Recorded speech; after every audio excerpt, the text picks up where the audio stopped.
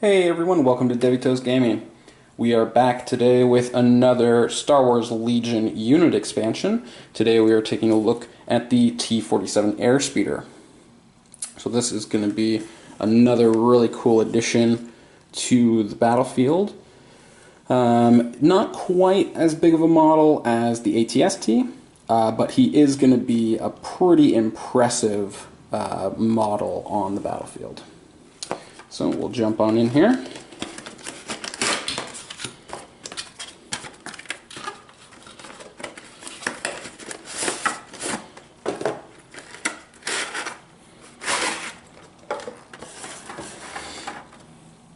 Okay, so a lot less assembly required with this guy.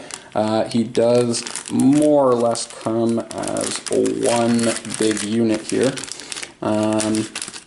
Makes it a lot easier to put together. There is, of course, the gun attachment, the fins or flaps, and the guns that do still need to be attached, but for the most part he is one solid piece.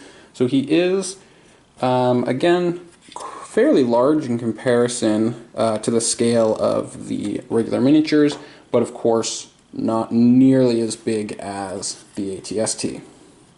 Still quite impressive though, and it'll look really cool on the battlefield.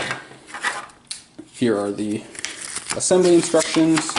So like we mentioned, just the flaps and a couple little things to be added there.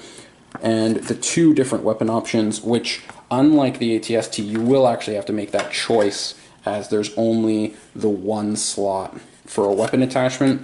With the AT-ST, you can actually attach all three of the weapon options with him. There's his little base there, and here are the little extra pieces, the guns and the flaps. A very large base, same size, maybe a little smaller than the AT-STs, but still quite large.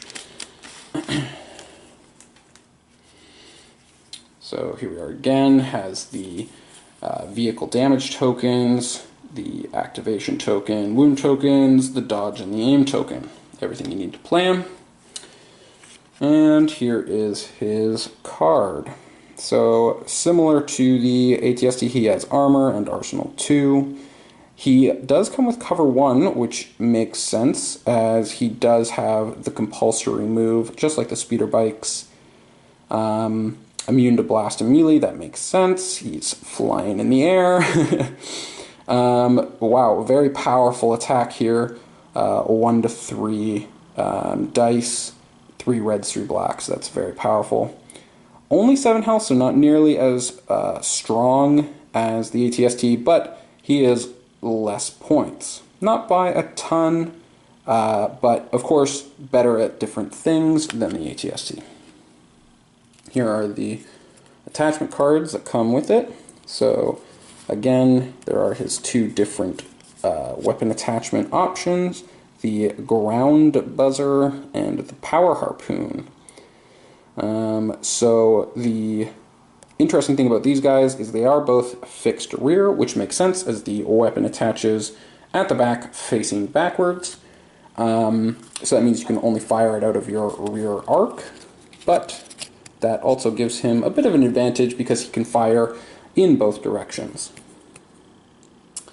So a Wedge Antilles is his driver or pilot, and he gives you a pretty cool little option here to do a full pivot on your turn.